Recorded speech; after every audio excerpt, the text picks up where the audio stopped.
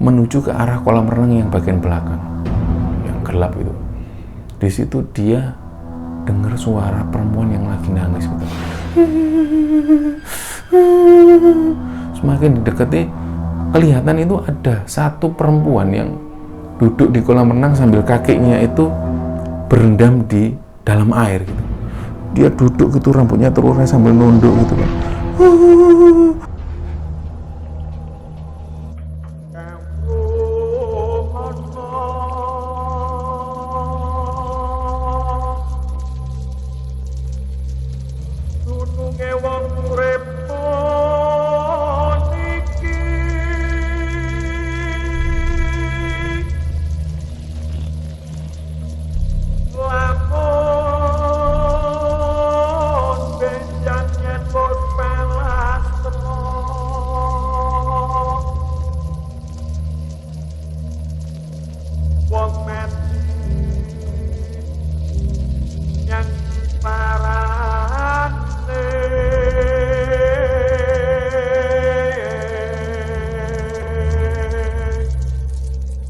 Malam ini kita akan bercerita tentang cerita kiriman dari sobat kembara yang bernama Dian. Dian ini berdomisili di Banyuwangi dan dia punya saudara atau punya ipar, kakak iparnya ini punya usaha kolam renang di daerah Jember. Jadi Dian ditugasi untuk menjaga kolam renang yang ada di Jember. Kolam renang ini statusnya masih dalam tahap pembangunan dan Dian ditugaskan di sana untuk mengawasi kolam renang dari mulai proses pembangunan sampai kolam renang ini jadi dan dikelola dengan baik oleh Dian gitu. Nah, tahun 2014 itu Dian memboyong 2 anaknya ke Jember di lokasi kolam renang yang akan dibangun itu. Jadi anak pertama Dian itu usianya 2 tahun dan anak yang kedua itu usianya baru 3 bulan. Jadi kolam renang ini luasnya sekitar 6.000 meter persegi, jadi ya cukup besar untuk ukuran kolam renang. Karena kolam renang ini juga ada fasilitas pujasera, ada fasilitas taman bermain, fasilitas karaoke dan panggung pertunjukan. Jadi tahun 2014 itu ketika Dian baru sampai di lokasi kolam renang itu, dia melihat situasi yang kolam renang yang ukuran besar dan dikelilingi oleh hutan-hutan kecil gitu. Jadi lokasi kolam renang ini sangat jauh dari pemukiman penduduk di sekitar situ. Jadi memang area-area di sekitar situ masih sangat sepi dan jauh dari perkampungan gitu. Lokasinya ketika masuk dari lokasi kolam renang itu ada pintu loket, terus kemudian ada kantin pertama, terus kemudian masuk lagi ada 2 kamar yang memang rencananya memang untuk ditempatin Dian di situ, 1 kamar, dan 1 kamar memang kosong karena memang rencana 1 kamar itu untuk ditempati yang kakak iparnya Dian yang punya kolam renang ini. Cuman ke belakang-belakangnya itu memang jarang ditempati 1 kamar itu. Jadi masuk menuju ke dalam tengah itu ada kolam renang ukuran besar. Ada kolam renang ukuran besar, terus ada kantin yang kedua. Terus di belakang sendiri ada deretan kantin-kantin yang disewakan dan masih dalam tahap pembangunan semua. Nah, malam itu ketika Dian mulai pertama tinggal di situ, mulai kenalan dengan karyawan-karyawan yang akan kerja di kolam renang itu. Jadi Dian mulai kenalan, terus dikenalkan dengan 2 anaknya yang ada di situ, kenalan dengan karyawan-karyawan yang ada di situ. Terus kemudian 2 anaknya ini juga mulai beradaptasi dengan lingkungan yang baru yang ada di kolam renang itu. Dia mulai melihat lokasi kamarnya yang ada di situ. Jadi di kamar itu memang kamar mandinya memang ada di dalam itu juga. Terus di kamar satunya memang ada kamar mandi juga yang ada di dalam. Jadi anaknya awal-awal di situ sempat juga melihat sesuatu yang ganjil ketika anaknya lari-lari di bawah pohon di sebelah kolam renang yang besar itu. Anaknya seperti melihat ada anak kecil yang berlari gitu, gitu. Terus anaknya lari menghampiri Dian, bunda, aku tadi lihat anak kecil lari, aku tak main sama dia ya. Lah, Dian kaget kan, loh, belum ada siapa-siapa di sini, cuma ada karyawan dan belum dibuka untuk umum. Anakku ini baru lihat siapa gitu kan.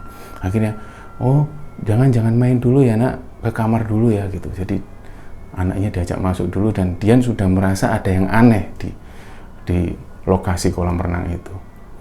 Akhirnya satu kali ada orang-orang yang datang ke lokasi kolam renang ini untuk cek lokasi kantin. Memang lokasi kantin ini disewakan untuk umum dan banyak orang yang berbondong-bondong datang itu ingin melihat situasi atau lokasi kantin yang ada di situ. Jadi mereka jalan-jalan di sekitar kolam renang dan melihat lokasi-lokasi pujasera yang ada di situ. Sambil orang-orang ini melihat-lihat lokasi dan cek kondisi kantin dan lain sebagainya, ada beberapa orang itu yang tanya ke Dian, "Loh, mbaknya ini yang tinggal di sini nanti?" "Oh, inggih Bu, saya yang tinggal di sini." "Loh, mbaknya sama anaknya ini yang umur berapa ini, Mbak?" "Umur 2 tahun. Terus yang satunya?" "Umur 3 bulan." "Loh, kok berani Mbak tinggal di sini sendirian?" "Iya Bu, enggak apa-apa." "Lu suaminya di mana?" ditanya gitu. Nah, karena memang suami Dian itu memang kerjanya di Surabaya dan belum bisa menemani Dian untuk jaga kolam renang di sana karena belum sempat resign dari kerjaannya. Jadi selama weekend, Sabtu Minggu itu suaminya mengunjungi Dian di sana. Terus Senin sampai hari kerja selanjutnya itu balik ke Surabaya untuk kerja. Jadi waktu itu orang-orang itu tanya gitu, "Loh Mbak, apa nggak sebaiknya nyari orang lagi gitu buat tinggal di sini, semacam pembantu atau apa biar menemani sampean, lokasi yang sebesar ini loh, jauh dari perkampungan, apalagi di belakang itu masih hutan-hutan kecil gitu." Terus ada lagi yang bilang ibu-ibu, "Loh Mbak, seharusnya sampean bawa itu loh tanah dari Banyuwangi, mbaknya kan asalnya dari Banyuwangi, biar anaknya itu biar nggak sawanan di sini lah." Dian cuman bilang, "Udah Bu, nggak apa-apa Bu, saya nggak percaya gitu-gitu," katanya Dian seperti itu. Jadi diskusi itu juga berlangsung yang agak-agak lama sambil melihat-lihat situasi yang ada di kolam renang itu, ngecek kondisi kantin. Akhirnya nggak lama kemudian ibu-ibu ini keluar dari kolam renang. Keesokan harinya aktivitas seperti biasa lagi, banyak tukang yang memberes-bereskan lokasi dan mulai menggali-gali sumur yang ada di situ untuk keperluan air kolam renang gitu kan. Jadi hari itu ketika beberapa hari sebelum dibuka itu iparnya Dian yang punya kolam renang itu nyuruh tukang-tukang itu untuk cek sumur bor yang ada di situ. Jadi sumur bor ini disuruh ngecek satu persatu. Ada 3 sumur bor yang memang sudah disiapkan untuk disedot dan dialirkan di beberapa kolam renang yang ada di situ. Jadi mereka ngecek satu persatu dan ada satu sumur itu yang memang rencananya memang akan digali di situ, cuman tanahnya itu sangat keras dan kesulitan untuk mereka bor gitu. Jadi hanya 2 sumur yang bisa dipasang mesin diesel gitu. Dan beberapa tukang itu laporan ke iparnya Dian yang punya kolam renang itu, "Pak, mohon maaf Pak, di bagian belakang itu memang tanahnya agak keras, jadi kita sulit untuk ngebor gitu." Akhirnya iparnya Dian itu berpikir seperti ini, "Waduh, tinggal 2 hari lagi ini pembukaan kolam renangnya gitu loh. Kalau ini sampai air nggak terisi, kita sendiri yang repot gitu loh. Gimana dengan pengunjung-pengunjung yang datang gitu kan." Akhirnya ya sudah, dimaksimalkan aja 2 sumur itu dulu untuk dialirkan airnya ke kolam renang ini. Kita lihat kualitas airnya seperti apa gitu. Jadi mulai mesin-mesin yang diesel itu dinyalakan semua yang menimbulkan suara yang berisik kan, dan keras sekali gitu waktu itu. Nah, malam hari itu ada orang itu yang tiba-tiba datang ke kolam renang. Orang-orang yang ada di seberang desa itu datang ke lokasi kolam renang itu, terus dia izin ke Dian, "Mbak, mohon maaf Mbak, saya bawa jurikan, boleh nggak saya ambil air sumur yang di belakang itu?" Nah, awalnya Dian belum curiga. "Oh iya Pak, silakan." Dipikirnya Dian itu orang-orang ini memang butuh air gitu. "Oh iya Pak, silakan." gitu.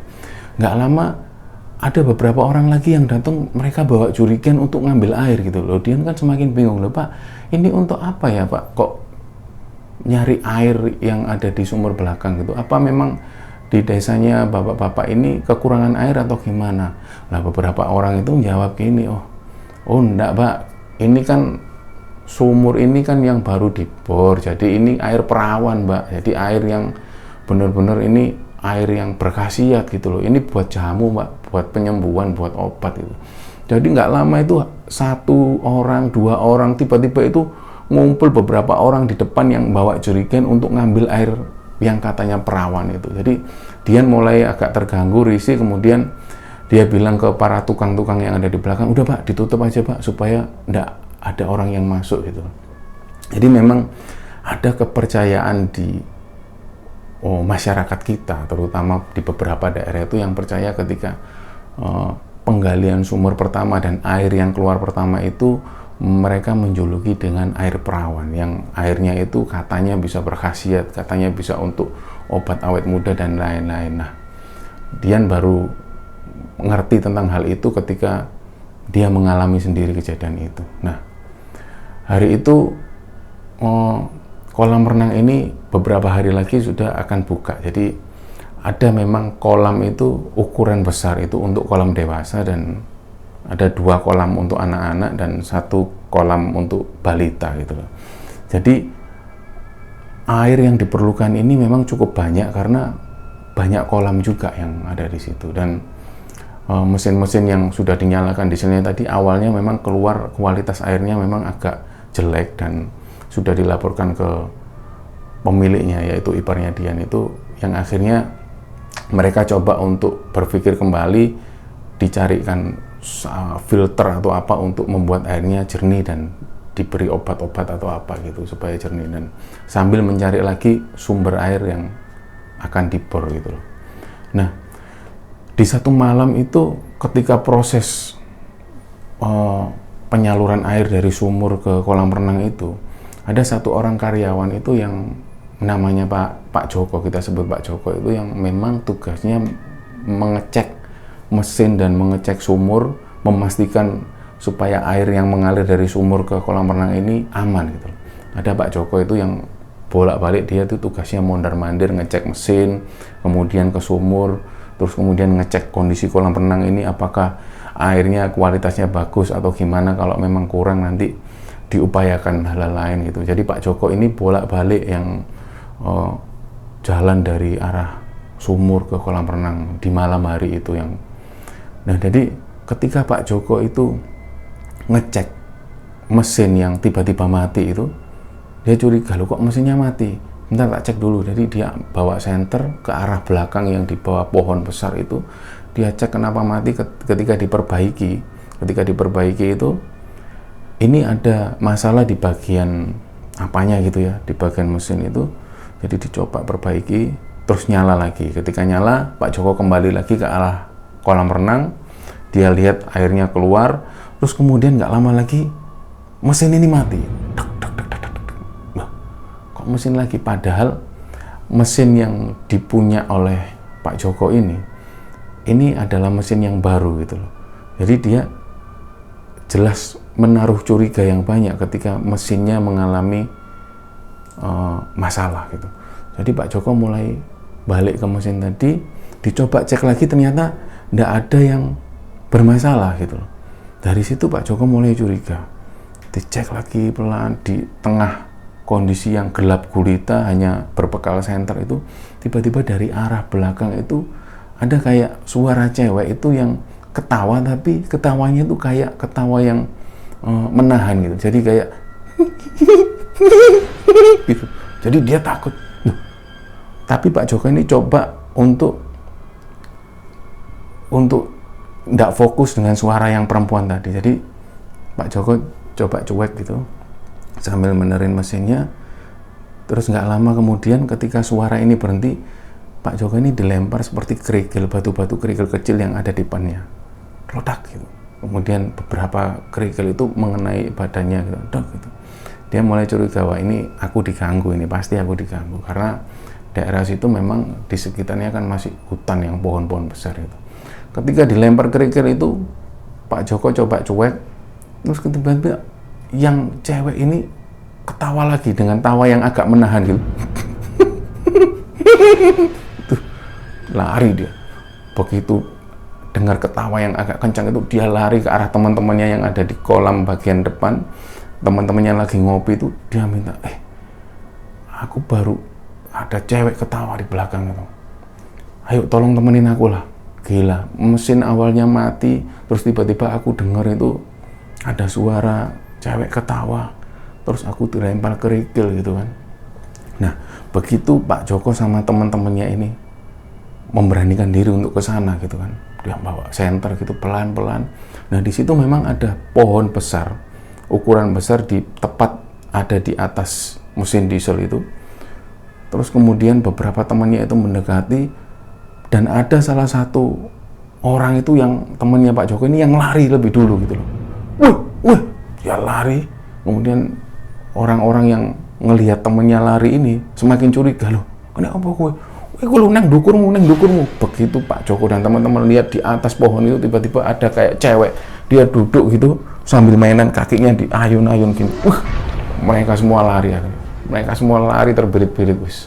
Nah, Dian yang keesokan harinya dapat cerita ini dari Pak Joko, Dian mulai agak takut kan. Aduh, aku di sini tinggal sendiri sama anakku 2 yang masih kecil-kecil, dapat cerita seperti ini gitu kan. Tapi Dian masih tetap berpikir positif. Kalau aku takut, aku nggak ada tempat lagi gitu. Akhirnya Dian coba menghubungi iparnya itu, Mas, sebelum pembukaan, gimana kalau kita bikin satu acara gitu, doa bersama, kita undang kiai yang di dekat-dekat sini gitu. Oh iya, bagus ya, nggak apa-apa wis, ayo. Jadi sebelum pembukaan kolam renang itu malamnya mereka undang satu orang kiai dan warga yang ada di situ untuk doa bersama gitu. Di lokasi yang dekat kolam renang itu mereka doa bersama.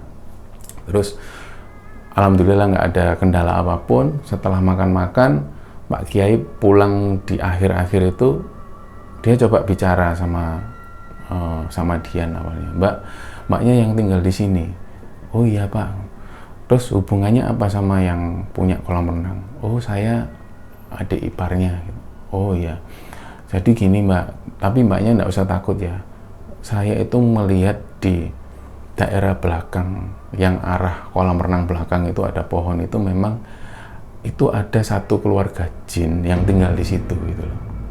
Jadi itu keluarga jin itu terdiri dari bapak, ibu, dan 3 orang anaknya yang ada di situ. Nah, jadi saran saya, sebaiknya mesin diesel itu yang ditempatkan di situ lebih baik agak dijauhkan lah dari mereka, karena mereka ngerasa terganggu, Pak.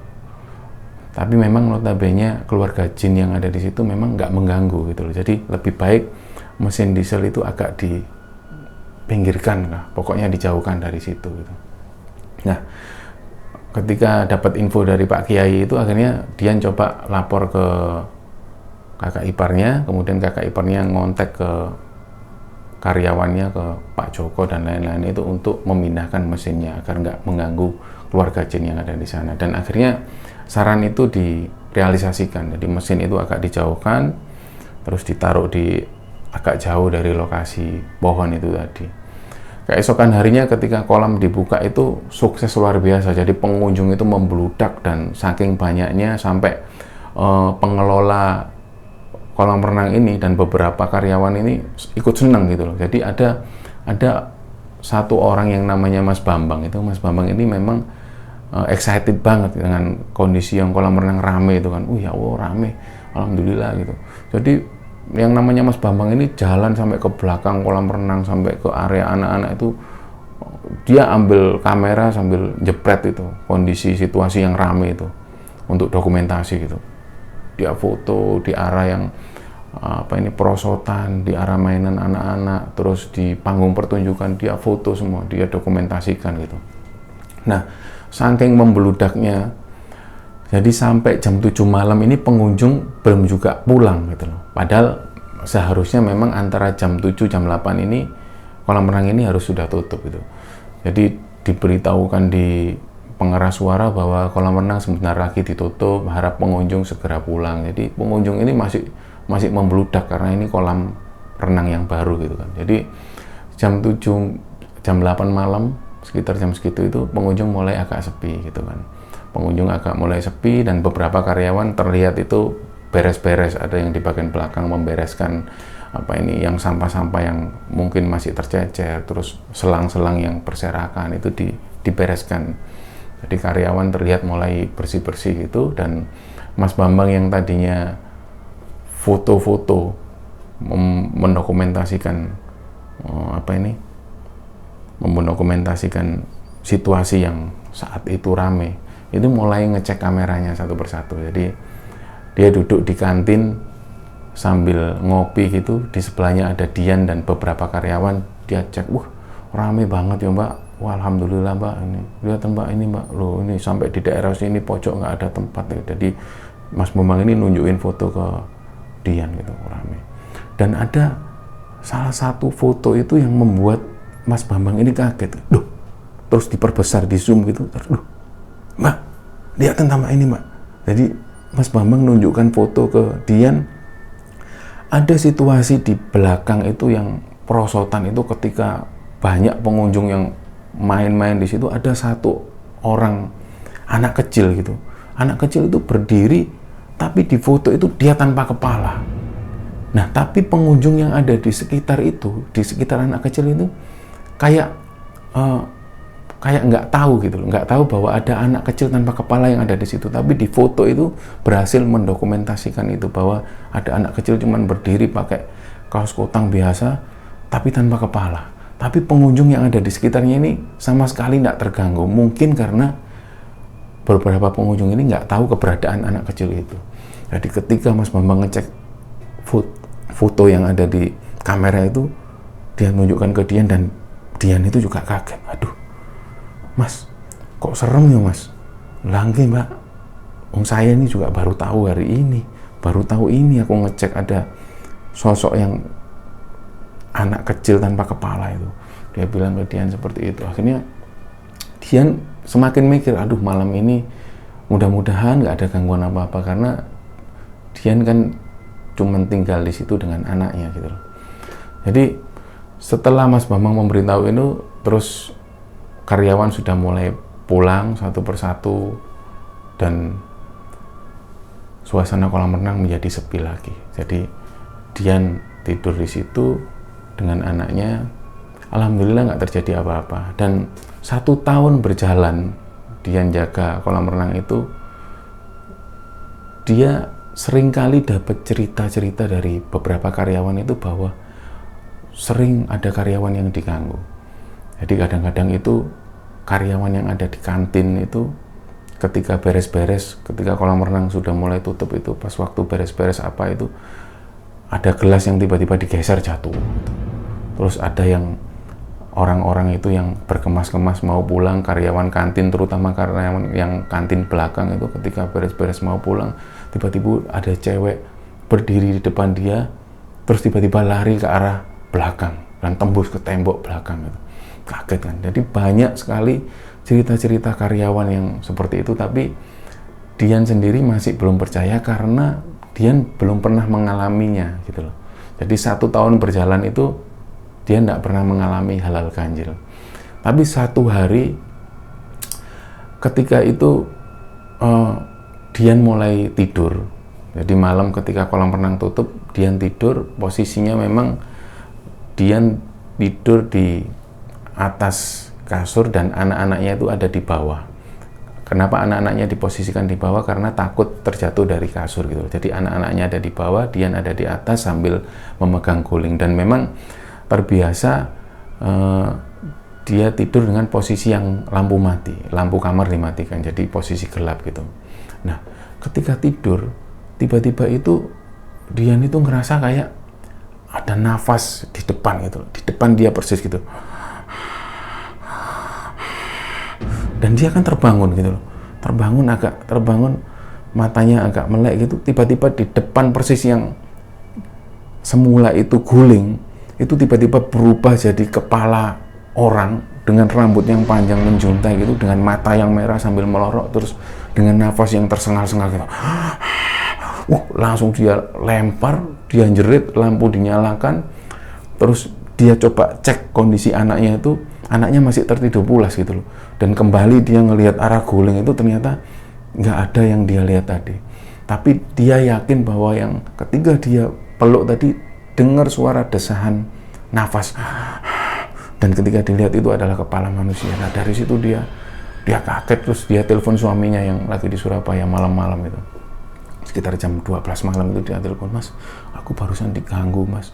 Jadi guling," dia cerita, guling itu tiba-tiba berubah jadi kepala manusia yang rambutnya panjang gitu. Terus suaminya nyaranin, "Udah Dek, baca ayat kursi aja, pastikan kamu kalau mau tidur itu baca doa." "Iya Mas," gitu. Jadi malam itu dia mau tidur lagi itu agak kesusahan, dan dia mulai ngelihat arah luar yang di kolam renang itu yang sepi sekali tanpa ada orang satupun. Biasanya memang masih ada beberapa karyawan yang menjaga-jaga di belakang untuk ngisi air, tapi kala itu memang tidak ada karyawan yang stay di situ. Ketika dia melihat ke arah luar kolam renang, terus dia kemudian noleh ke arah anak-anaknya yang tidur di lantai itu, dia ngelihat anak-anaknya masih tidur pulas gitu. Tapi yang bikin aneh adalah di lantai kamarnya itu ada semacam bekas telapak kaki manusia, yang jadi bekas lumpur-lumpur itu yang nginjak di lantai. Jadi dia kaget, kok ada jejak kaki gitu, jadi bekas kaki yang kotor gitu, bekas-bekas lumpur yang di bawah lantai. Dari situ dia mulai takut lagi, terus tanpa pikir panjang dia ambil pel terus dibersihkan gitu, dibersihkan.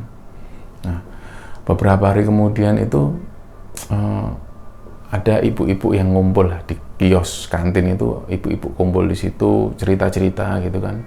Nah, memang hari itu memang hari aktif kerja, jadi kolam renang tidak begitu rame, dan dia melihat banyak orang-orang itu ngumpul di kantin. Jadi ibu-ibu penjaga kios itu duduk-duduk di depan kios itu sambil cerita-cerita gitu. Dian itu dengerin ibu-ibu ini cerita dari jauh, dia dengerin. Terus ada yang menarik ketika ibu-ibu ini cerita bahwa suaminya itu mancing di area dekat kolam renang gitu. Jadi Dian coba dekati. "Kenapa Bu?" "Mbak Dian, suamiku itu loh kapan hari itu mancing di belakang kolam renang itu loh Mbak. Itu kan ada kayak sungai kecil itu loh Mbak. Ya persis di belakang kolam renang itu kan ada pohon-pohon besar. Suamiku mancing di situ, bapaknya anak-anak itu. Pas mancing itu memang dapat ikan, terus masalahnya itu ketika pulang dia lewat jalan-jalan setapak itu kan Mbak. Nah itu dilihat itu ada pohon nangka di depan situ itu yang buahnya itu jatuh di bawah gitu loh. Nah sama suamiku diambil Mbak, terus ditaruh di keranjang. Suamiku kan bawa keranjang, terus pulang. Itu kejadiannya kan hampir maghrib gitu kan. Pulang, tiba-tiba dalam perjalanan yang masih di jalan setapak di dekat situ itu ada suara yang kayak terus suamiku itu kaget kan, kok ada suara kayak orang ketawa ya. Tapi suamiku coba cuek gitu, dia jalan lagi menuju ke arah sepeda motornya, karena sepeda motornya diparkir di depan jalan raya itu. Masih di jalan setapak yang kanan kiri pohon-pohon besar itu, tiba-tiba suara itu muncul lagi.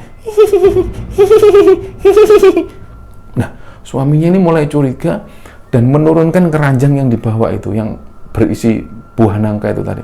Ketika keranjang ditaruh di bawah itu, dilihatnya itu ada kepala manusia yang sambil ketawa gitu. Jadi ternyata itu, kalau legenda orang-orang situ bilang itu ndas gelondong, jadi cuman kepala yang cuman nampak sambil gigi yang ketawa gitu. Begitu dilempar dia lari ke arah perkampungan itu. Nah ceritanya seperti itu. Jadi Dian semakin takut kan. "Aduh Bu, jangan cerita gitu-gitu Bu, aku di sini tinggal sendiri Bu," gitu.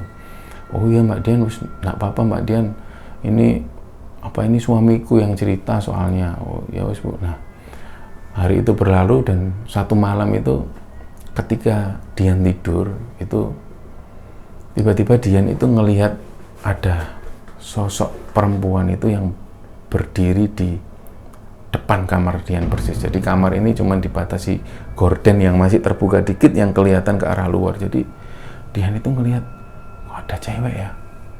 Nah, ketika Dian melihat ke arah luar ada cewek rambut panjang itu, tiba-tiba itu dari arah belakang ini ada anak kecil itu yang lari terus nembus ke tembok gitu. Dan anak-anaknya Dian yang lagi mainan di kamar itu juga ngelihat noleh gitu. Loh mah, itu sapi tadi siapa ya mah yang lewat kok bisa nembus tembok gitu. Nah, Dian tak udah enggak ada apa-apa kok. Itu tadi ada lampu itu loh kak, dia bilang gitu Dian, supaya anaknya nggak takut. Oh, tapi kok kayak anak-anak ya mah kok bisa nembus tembok ya gitu. Nah, anak-anaknya daripada anak-anaknya takut akhirnya udah enggak apa-apa udah ya, nggak usah dihiraukan gitu. Nah, suatu kali hari berlalu, suatu kali itu orang tuanya Dian itu berkunjung ke situ. Jadi bapak dan ibunya Dian yang dari Banyuwangi itu datang ke situ, datang ke kolam renang itu untuk berkunjung nengok cucunya gitu loh. Dan memang bapaknya Dian ini memang agak ngerti tentang hal-hal yang gaib seperti itu. Jadi bapaknya Dian ketika nyampe di lokasi kolam renang itu sambil melihat ke arah belakang, sambil dilihat situasinya gini, terus kemudian menghampiri Dian. Dok, kamu yang hati-hati loh di sini. Anakmu ini 2 masih kecil-kecil. Di sini nih banyak penunggunya. Pokoknya yang penting kalau mau tidur, mau apapun itu nuwun sewu, atau kalau mau tidur itu ya baca-baca doa. Oh iya pak, gitu. Pasti aku baca doa. Tapi kamu nggak pernah diganggu kan dok? Bapaknya bilang gitu. Wah alhamdulillah nggak pernah kok pak. Dia cuma bilang gitu. Nah waktu itu bapaknya menempati kamar yang ada di sebelah itu yang jarang ditempati itu kan. Bapaknya tidur di situ dan sekitar jam 1:30 malam itu tiba-tiba itu anjing-anjing itu melolong semua.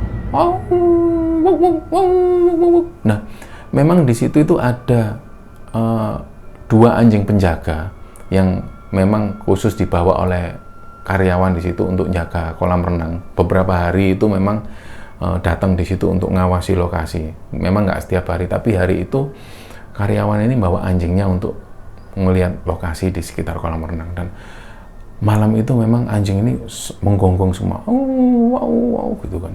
Nah, ketika suasana seperti itu, tiba-tiba Dian itu mendengar suara pintu itu yang kayak didorong, beruak gitu. Wah, Dian kan kaget. Wah, kok ada suara pintu kebanting gitu kan. Yang dia takutkan itu bapak atau ibunya yang ada di kamar sebelah. Jadi Dian lari keluar dari kamar, ngelihat ke arah kamarnya ternyata masih tutupan, dan dari kejauhan itu dilihat bapaknya Dian itu ada di pinggir kolam renang gitu kan, sambil kayak melihat ke arah kolam renang gitu loh. Nah, pak dipanggil sama Dian, bapaknya noleh, oh iya. Terus kemudian bapaknya menghampiri Dian, kenapa kok bapak malam-malam keluar? Oh wis nggak apa-apa, besok aja tak ceritain, wis ayo tidur lagi yuk. Nah akhirnya malam itu dia tidur tanpa dijelaskan bapaknya gitu. Bapaknya ngapain ke kolam renang gitu, tidak dijelaskan gitu loh. Nah esok paginya Dian yang penasaran tanya ke bapaknya, Pak emangnya bapak semalam itu ngapain sih pak di depan kolam renang itu kok, sambil lihat. Oh jadi gini loh, bapak itu malam-malam sekitar 1:30 itu denger anjing yang melolong gitu. Perasaan bapak itu nggak enak, pasti ada sesuatu gitu. Karena bapaknya ini memang sedikit ngerti gitu kan. Bapaknya ini keluar dari kamar menuju ke arah kolam renang yang bagian belakang yang gelap itu. Di situ dia dengar suara perempuan yang lagi nangis gitu. Semakin didekati, kelihatan itu ada satu perempuan yang duduk di kolam renang sambil kakinya itu berendam di dalam air gitu. Dia duduk gitu, rambutnya terurai sambil nunduk gitu kan. Dideketi sama bapaknya Dian. Ditanya sama bapaknya Dian, Dok, kamu kenapa kok nangis gitu. Nah, terus tiba-tiba ada komunikasi batin gitu ya antara bapaknya Dian dengan makhluk ini gitu. Bapaknya cerita bahwa dulunya di sini itu ada perempuan korban pembunuhan. Jadi perempuan ini mau diperkosa oleh orang-orang yang setelah mabuk-mabukan itu mau diperkosa, dan cewek ini berteriak. Ketika teriakannya mengganggu konsentrasinya orang-orang ini, akhirnya dipukul batu yang besar di bagian kepala sampai kepalanya ini berdarah, mati di situ, dibiarkan mayatnya di situ sampai beberapa hari. Itu jadikan mangsa hewan-hewan buas yang ada di situ, sampai babi hutan yang mencoba cabik jasadnya itu. Akhirnya orang kampung yang kebetulan waktu itu mancing di dekat situ ngerti ada mayat ini, kemudian dilaporkan ke polisi, terus dicari keluarganya, terus dimakamkan dengan sempurna. Ya, mungkin bapaknya bilang mungkin ini jin korin Dok, yang menyerupai orang yang meninggal ini, perempuan ini. Dan terus bapak ngomong apa Pak gitu, ya aku ajak kamu belajar ngaji ya gitu. Jadi bapak itu ngajarkan dia, tak ajarin baca Al-Fatihah, tak suruh baca gitu. Jadi malam itu bapak sempat komunikasi, tak suruh belajar Al-Fatihah, terus dia ngucapin terima kasih, terus caraku supaya balas ini gimana Pak, katanya cewek itu, wis kamu nggak perlu balas apa-apa, cukup kamu jangan ganggu anak-anakku di sini. Oh nggih Pak, dia bilang gitu. Akhirnya Dian yang dapat cerita itu dari bapaknya, terus agak takut tapi juga agak lega gitu, karena sudah tersampaikan pesan bapaknya itu, diajari baca Al-Fatihah dan lain-lain. Nah, sore itu menjelang maghrib itu bapaknya Dian dan ibunya pulang kembali ke Banyuwangi. Ada pemandangan yang aneh ketika bapak ibunya Dian ini pulang. Jadi ketika bapak ibunya pulang, sudah pamitan dengan Dian itu, bapaknya keluar dari pintu gerbang, dan dari pohon yang besar itu terlihat satu cewek itu sambil melambai-lambaikan tangan gini ke orang tuanya Dian. Tapi memang orang tuanya Dian nggak melihat, tapi cuma Dian yang melihat. Loh, kok ada cewek yang melambai-lambai tangan gitu. Akhirnya Dian itu lari masuk ke kamar gitu. Nah, Dian masih nyimpen tentang hal ini, yang ada cewek yang melambai-lambaikan tangan ke bapaknya gitu. Nah, keesokan harinya sekitar jam 8 malam itu, anaknya Dian yang nomor pertama ini minta untuk kencing gitu. Jadi situasinya TV itu memang ada di luar ya, bukan di dalam kamar, tapi di luar, di ruang yang tengah menghadap ke kolam renang. Sebenarnya ini televisi yang umum, tapi Dian sering nonton TV di situ dengan anak-anaknya. Tapi ketika jam 8 malam itu anaknya minta diantar untuk pipis gitu loh. Mah, aku minta antar untuk pipis, mah. Diantarlah masuk ke kamar, menuju ke toilet, lalu kemudian Dian balik lagi ke arah depan TV itu tadi sambil nonton TV gitu. Nggak lama itu ada suara teriakan anak kecil gitu kan. Mama. Nah, Dian berpikir bahwa oh anakku udah selesai gitu. Akhirnya Dian masuk, iya nak sebentar, masuk ke dalam kamar, dalam toilet. Udah nak ngono. Kenapa mah? Anaknya bilang gitu. Loh, kakak tadi bilang manggil mama gitu. Enggak, ngapain kok manggil mama? Kan kakak bisa cebok sendiri mah. Nah, Dian baru ingat, iya ya, anakku kan nggak pernah minta untuk dicebokin sudah beberapa bulan ini gitu loh. Jadi adik nggak manggil, kakak nggak manggil. Enggak kok mah. Ketika Dian bingung seperti itu, tiba-tiba itu ada anak kecil itu yang lari gitu loh. Dari arah depan Dian menuju ke tembok gitu, tembus tembok, lep gitu. Ya Allah, astagfirullahaladzim. Akhirnya Dian itu baca-baca ayat kursi lagi, mencoba menenangkan gitu loh. Anaknya tanya lagi, loh mah itu siapa tadi yang lari mah? Oh enggak, mama nggak lihat kok. Itu loh mah yang tadi anak kecil. Enggak ada kok. Jadi Dian coba untuk menenangkan anaknya gitu loh. Akhirnya kejadian itu sering kali terjadi sampai akhirnya Dian merasa sudah terbiasa dengan makhluk yang ada di situ. Jadi selama Dian tinggal di kolam renang itu memang belum pernah ada gangguan-gangguan yang serius, hanya sebatas menampakkan diri, hanya sebatas menyapa dan lain-lain. Jadi kejadian itu seringkali menimpa Dian yang akhirnya hal itu menjadi terbiasa gitu loh. Ketika ada salah satu orang temannya Dian yang warga asli situ, suatu hari dia main ke kolam renang itu, dia cerita bahwa Yan, kalau kamu sering diganggu di sini itu ya wajar, karena sejarah lokasi sebelum berdirinya kolam renang ini itu memang di sini dulu sering dibuat acara yang kayak penari-penari yang penari-penari yang penggoda gitu kan. Jadi orang-orang mabuk-mabukan di situ terus sambil nari-nari akhirnya berzina di situ. Dan ketika penari-penari ini yang hamil di luar nikah itu seringkali menggugurkan kandungannya dan janinnya itu ditanam di area-area sekitar situ. Ketika itu Dian itu kaget, sontak kaget. Oh, mungkin benar mungkin ya, makanya itu yang membuat di area sini itu angker gitu. Terus iya, memang dulu lokasi ini memang seperti itu, digunakan untuk kayak pesta tari-tarian gitu kan, sambil mabuk-mabukan di zaman dulu dengan iringan-iringan yang kendang dan lain-lain. Memang penari-penari ini yang orang-orang nakal dalam tanda kutip ya, jadi yang sering hamil di luar nikah karena hubungan perzinahan itu, yang akhirnya kandungannya digugurkan dan janinnya ditanam di sekitar situ gitu loh. Beberapa kali memang Dian sempat melihat itu ada kayak anak bayi yang merangkak itu di pinggiran kolam renang gitu. Cuman Dian sadar bahwa ini pasti bangsa jin yang ganggu gitu loh. Nah, hal itu sering terjadi yang akhirnya sekali lagi membuat Dian sadar bahwa kita ini hidup berdampingan dan kita harus merasa bahwa jangan sampai kita takut dengan bangsa mereka, karena sesungguhnya diri kita atau derajat kita manusia ini lebih tinggi dari mereka. Itulah yang membuat Dian sampai detik itu tidak pernah takut dengan gangguan-gangguan yang ada di kolam renang.